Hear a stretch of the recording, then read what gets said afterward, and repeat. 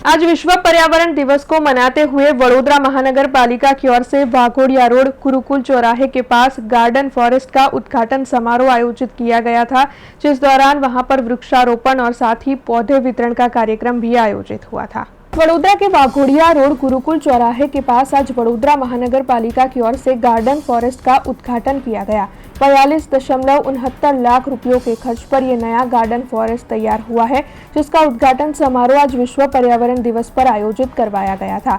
आपको बता दें कि ये जो पूरा आयोजन है वो वडोदरा महानगर पालिका की ओर से खास तौर पर विश्व पर्यावरण दिवस के मौके पर ही रखवाया गया था। तब इस दौरान वडोदरा के मेयर पिंकीबेन सोनी, डिप्टी मेयर चिराग बारोट, स्थायी समिति के चेयरमैन डॉक्टर शीतल मिस्त्री, म्यूनिसिपल कमिश्नर अरुण महेश बाबू, शहर भाजपा अध्यक्ष डॉक्टर जयप्रकाश सोनी, गुजरात विधानसभा के मुख्य दंडक बालकृष्ण शुक्ला, वाड़ी विधानसभा के विधायक मनीषाबेन वकील और साथ ही अन्य कई भारतीय जनता पार्टी के अग्रणी कार्यकर और होद्देदार मौजूद रहे थे। तब आपको बता दें कि वहां पर उपस्थित सभी की ओर से इस गार्डन में वृक्षारोपण भी किया गया था और साथ ही विश्व पर्यावरण दिवस को मनाते हुए पौधे वितरण का कार्यक्रम भी आयोजित हुआ था। આજના વિશ્વ પર્યાવરણ દિવસ નિમિત્તે તમામ નગરજનોને ખૂબ ખૂબ અભિનંદન પાઠવું છું। આજે વડોદરા શહેરમાં રાવપુરા વિધાનસભા વિસ્તારમાં વોર્ડ નંબર 16માં કોર્પોરેશન દ્વારા 135માં ગાર્ડનનું જ્યારે ઉદ્ઘાટન કરવામાં આવ્યું છે, જે લગભગ 65 થી 70 હજાર સ્ક્વેર ફૂટ છે। તો આ માટે કોર્પોરેશનના આખા ટીમને ખૂબ અભિનંદન પાઠવું છું અને સાથે તમામ નગરજનોને પણ વિનંતી કરું કે આપણે તમામ ભેગા થઈને વૃક્ષો વાવીએ અને વૃક્ષોનું જતન કરીએ। સૌપ્રથમ મીડિયાના મિત્રોને આભાર કે આપે આજે પધાર્યા। અહીંયા વોર્ડ નંબર 16ના નવા જે ગાર્ડનનું અહીંયા ઉદ્ઘાટન થઈ રહ્યા છે। વડોદરા મહાનગરપાલિકા તરફથી આજ આ ગાર્ડન વીએમસીના સિટીઝન્સ અને વડોદરાના નાગરિકો માટે અર્પણ થઈ રહ્યા છે, એટલે આજથી આ ગાર્ડનને તમામ લોકો અહીંયા ઉપયોગી થાય એવા રીતનું આયોજન કરી છે।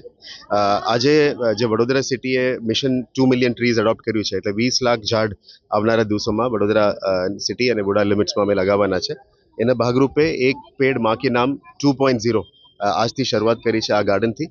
આવનારા દિવસોમાં તમામ વોર્ડ્સ, તમામ રોડ, તમામ ઓર્ગેનાઇઝેશન્સની વિસ્તારમાં અને મોટી મોટી ગાર્ડન્સ પણ આપણે કરવાની પ્લાનિંગ કરી રહ્યા છે અને એક્ઝિસ્ટિંગ ગાર્ડન્સમાં પણ વધારે ઝાડ વાવેતર કરવાનું નક્કી કર્યું છે। આવનારા દિવસોમાં પાર્ક્સ એન્ડ ગાર્ડન્સ ડિપાર્ટમેન્ટ તરફથી ઘણા બધા નવા ગાર્ડન્સ પણ કરવામાં આવશે। એક્ઝિસ્ટિંગ ગાર્ડન્સને પણ સુધારો કરીને જાળવી મેન્ટેન કરવાનું પણ કામગીરી અમે હાથ ધરીશું અને એક પેડ માં કે નામ અને આજે સવારે એક પેડ પરમાત્મા કે નામમાં પણ અમે કરીને જાવ્યા છે। એટલે હું એ જ વિનંતી કરીશ વડોદરાના નાગરિકો અને મીડિયાના મિત્રોને મારફતે હું એ જ રિક્વેસ્ટ કરીશ, દરેક નાગરિક ઘરમાં મિનિમમ એક પેડ લગાવવું જોઈએ અને એને જતન પણ કરવાનું છે, એટલે ભાવિના પેઢી માટે એ કામ થાય।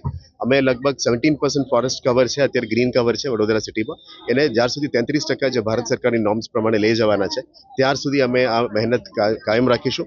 2 વર્ષની અંદર 20 લાખ ઝાડ વાવેતર કરીને જ વડોદરા સિટીને વધારે હરિયાળી બનાવવાનો પ્રયત્ન ચાલુ રહેશે। આજે આખું વિશ્વ જ્યારે ક્લાઇમેટ ચેન્જની અસર ભોગવી રહ્યું છે, ત્યારે માનનીય વડાપ્રધાન શ્રી નરેન્દ્ર મોદી 2070માં ભારત નેટ ઝીરો કન્ટ્રી બને, વડોદરા પણ 2070 સુધીમાં નેટ ઝીરો સિટી બને એ દિશામાં કાર્ય કરવામાં આવી રહ્યું છે। જે કોઈ પર્યાવરણના સસ્ટેનેબલ એફર્ટ છે કે ગ્રીન એનર્જી હોય, પ્લાસ્ટિક મુક્ત ભારત હોય, પ્લાન્ટેશન હોય, ઈ વ્હીકલનું પ્રમોશન હોય, આ તમામ સેક્ટરમાં પ્રમોશન કરવામાં આવી રહ્યું છે। ત્યારે આજે વડોદરા કોર્પોરેશન દ્વારા આવનારા 2 વર્ષમાં 20 લાખ જેટલા વૃક્ષો વાવી અને માનનીય વડાપ્રધાન શ્રી નરેન્દ્ર મોદીનો જે ડ્રાઈવ છે એક પેડ માં કે નામ, એને જન આંદોલનમાં પરિવર્તિત કરવામાં આવશે। વડોદરા કોર્પોરેશન દ્વારા આવનારા 2 વર્ષમાં 20 લાખ વૃક્ષો વવાય એ દિશામાં પ્રામાણિક પ્રયત્ન કરવામાં આવશે। આજે વોર્ડ નંબર 16ના ગુરુકુળ 4 રસ્તા પાસેથી આ ડ્રાઈવનો પ્રારંભ કરવામાં આવ્યો છે।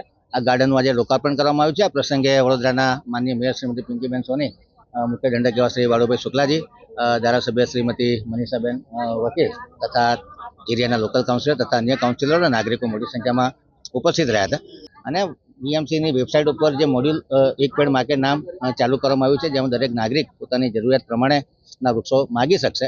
આપના માધ્યમથી તમામ નાગરિકો, તમામ એનજીઓ, ધાર્મિક સંસ્થા, સામાજિક સંસ્થાઓ, તમામ બેંકો, તમામ ફેક્ટરીઓ, તમામ કોલેજો, શાળાઓ, એમના બાળકો, પેરેન્ટ્સ તમામને અમે અપીલ કરીએ છીએ કે આવો આપણે સૌ ભેગા થઈ અને વૃક્ષારોપણના ડ્રાઈવને એક પેડ માં કે નામને એક જન આંદોલનમાં પરિવર્તિત કરીએ અને સાચા અર્થમાં વડોદરા શહેર ગ્રીન સિટી બને અને સસ્ટેનેબલ સિટી બને અને વધુ લિવેબલ, વધુ બ્યુટીફુલ બને એ દિશામાં આપણે સૌ कार्यशील बनिए।